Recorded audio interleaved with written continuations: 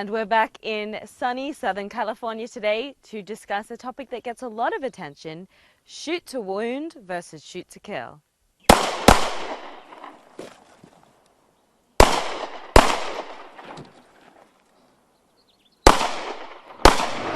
Dennis, there's a question we hear a lot about in the media.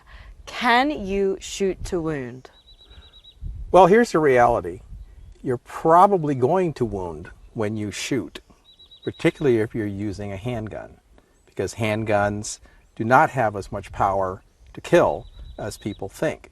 They have basically about the minimal amount of energy that they can transmit into the target.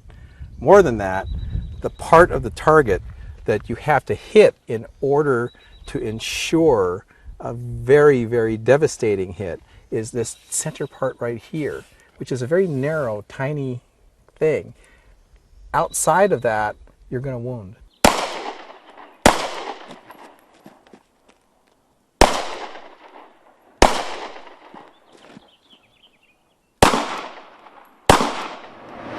And a term that is thrown around a lot is you shoot until the threat is neutralized. Can you explain that to me a little bit? Yeah, neutralization is essentially when the threat ceases to keep coming after you. And because you want to stop the effect of somebody trying to attack you. This is mortal combat. If you're in a situation where you have to shoot somebody, they're trying to kill you. So what you have to do is you have to stop them, and the measure of stoppage is when they stop coming after you. If they are extremely determined, if they're high on drugs, stopping them requires an extreme amount of force. What are some of the scientific issues behind the shoot to kill versus shoot to wound argument? Well, basically, the actual scientific thing is the delivery of sufficient amount of energy to stop the target.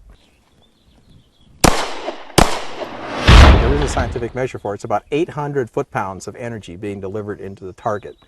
And a typical pistol bullet, the best pistol bullets will deliver somewhere around half that amount of energy. So typically when people train to shoot targets, they train to shoot to be able to deliver 2 good hits into the target, which adds up to about 800 foot-pounds, at which point the target will go down.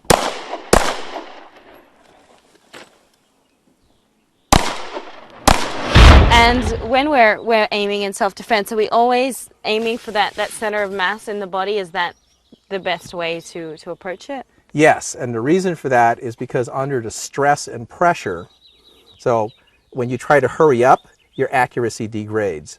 When you're under a lot of stress, your accuracy degrades, your eyesight degrades, your ability to hold fine motion on the target and aim precisely degrades. So things are going to start to get wider and bigger in terms of the pattern that you're able to shoot, simply because of the stress.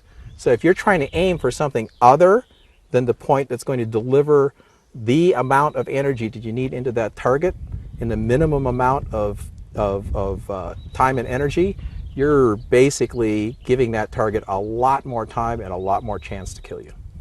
So when people say, why didn't he shoot to wound and not shoot to kill in a self-defense scenario, what would you tell them?